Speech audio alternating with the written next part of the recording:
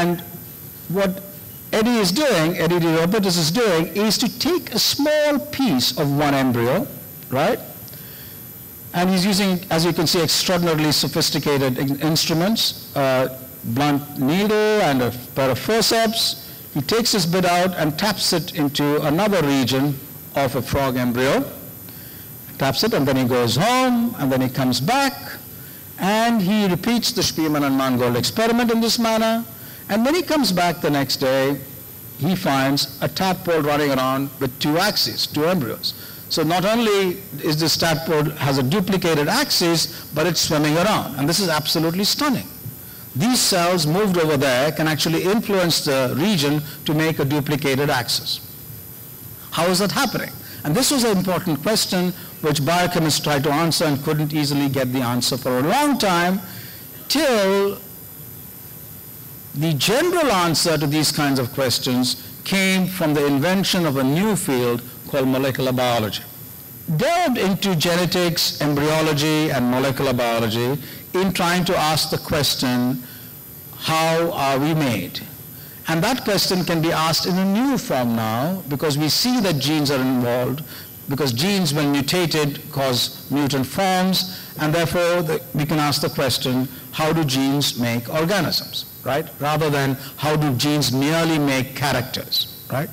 If genes make organisms, then knocking out genes at different stages in development, gene function at different stages in development, should result in defects in these different stages. And the answers to that came from two people. The pioneering experiments in that direction came from two people. Salome Gluckson-Welsch, shown here on the left. She joined Hans Spearman's lab as a student, and Spearman reportedly didn't think that women should be in science, and assigned her not the most important and exciting problems in the lab, working on amphibians, but a very difficult question, working on mouse development, which takes place in utero. But Salome Welsch was extraordinary and used genetics as a scalpel instead of a needle to make defects in mouse development, and pioneered, therefore, the field of developmental genetics. And she died only a few years ago when she was over 100 years old or close to that. So she was a terrific pioneer. Conrad Waddington also was on a sabbatical in Hans Spearman's lab, and he looked at later stages in development, the antenna of the fruit fly, and said that there were different stages in development by which progressive commitments are made as an interaction between genes and environment. And that's a very important contribution to developmental genetics. And these pioneering studies, and those of some others, linked genes to the study of development. And people then studying the fruit fly, and this is interesting fruit fly, which has four wings, two pairs of wings, rather than the normal one pair. And studying these kinds of transformation, people could link how the basic pattern of the animal emerges through the function of a small set of genes. So, for example, a small set of genes controls the terminal parts of the developing embryo of the fly, another small set the head, another the thorax, and another the abdomen. And these rules by which the embryo of the fly is made are very similar, sometimes using the same molecules as in the construction of other organisms. And therefore, not only were these principles in understanding how model organisms develop very valuable, but because of molecular biology, you could isolate the relevant genes from one animal and see that the homologous genes were present in other animals, and therefore understand that the general principles of animal design are conserved between different animals on this planet, which means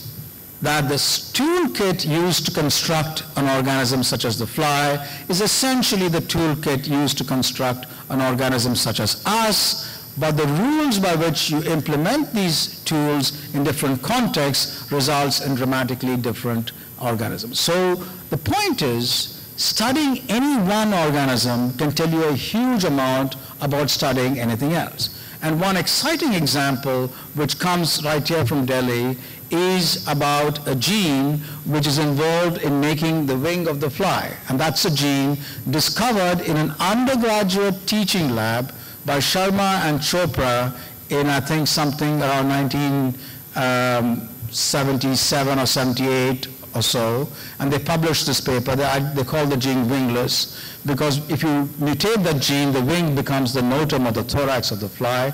And others later on found that wingless was a gene which is very important in animal development in general, and it's important in several kinds of cancers, for example. Right? When mutant or when activated wrongly, it can result in certain kinds of colon cancer, for example. But it has many, many important roles everywhere. And this is an example of how dramatically important applications can emerge unexpectedly in life sciences because of the connection of all life on Earth. You can work on anything and have an impact on something else. So if you want to study cancer, you can study cancer, but if you want to study cancer, you can study a butterfly's wing, because the cellular mechanisms, the chemistry is so shared that you don't know where the answers will come from.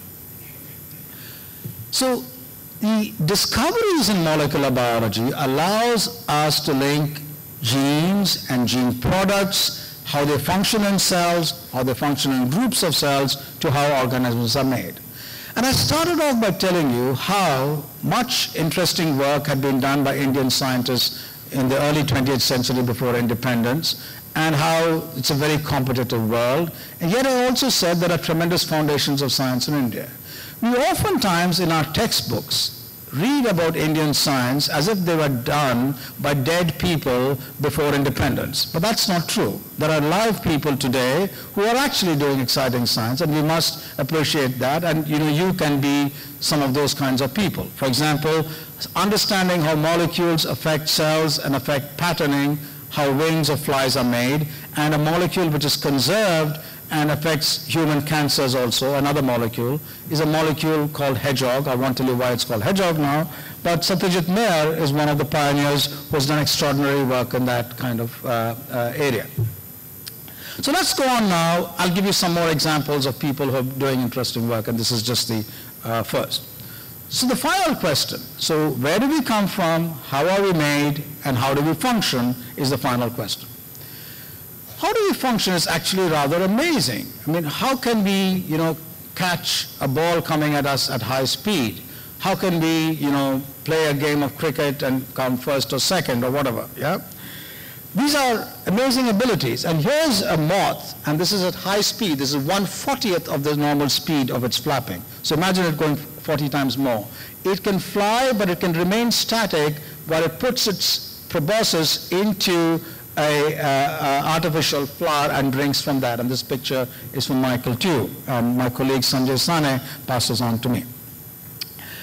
This kind of an ability, again, has been broken down to its parts. We know from outside how the muscles look like, how they function, how they contract, but we know in every molecular detail what are the events leading to this. There's much to be learned. We don't know it all, but we know a huge amount about how molecules lead to this kind of amazing function.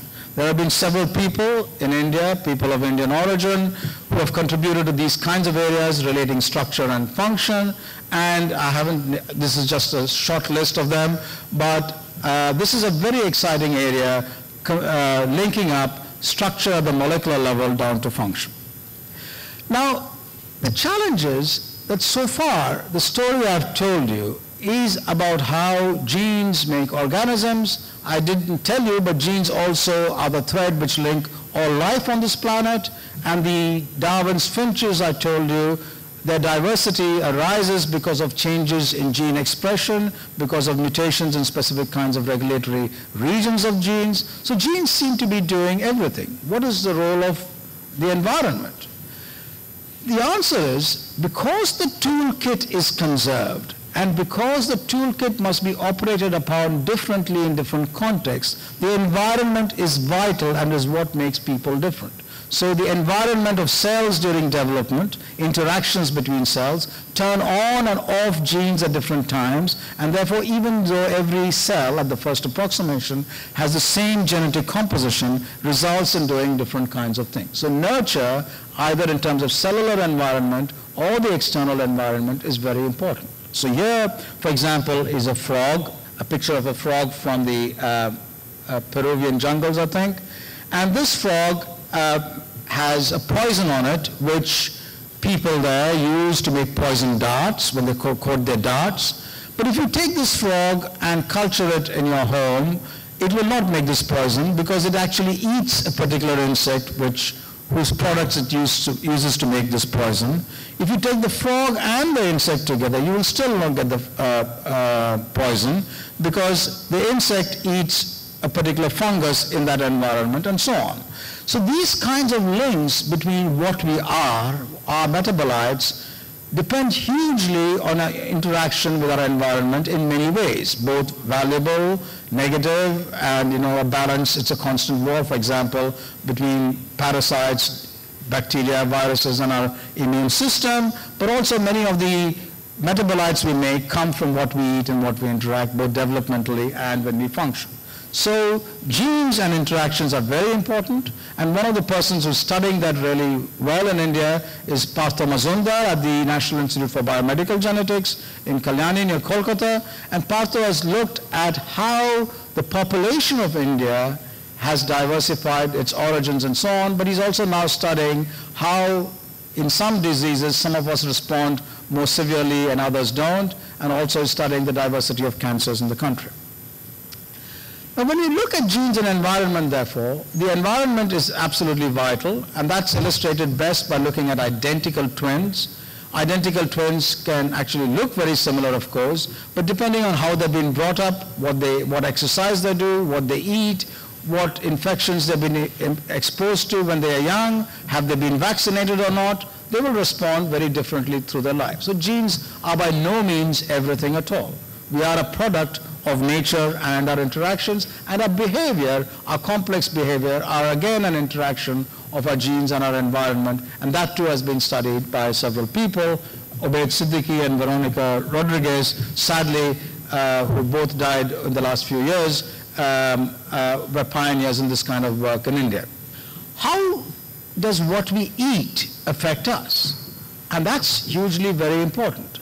Now, there has been a view for many years that no matter how malnourished we are when we're growing up, we might physically develop slower, our muscles may be weaker, we may be shorter, but somehow there was a view that somehow magically our brains are more protected, right? It's as if nature has selected that no matter how difficult times are, other parts of one's body can suffer assault, but our brains are relatively well protected. And that does not seem to be the case, sadly. And some of the pioneering work which illustrated that problem came from C.V. Ramakrishnan and R. Rajalakshmi in Baroda over 40-ish years ago, in rather very difficult situations at the MS University in Baroda. They examined the role of nutrition in developing rat brains and found that nutrition had a tremendous impact on the development of the brain. And they also examined, very interestingly, whether in the mature rat, by actually bringing back nutrition, one could reverse these kinds of damages. And to some extent, in some cases, one can.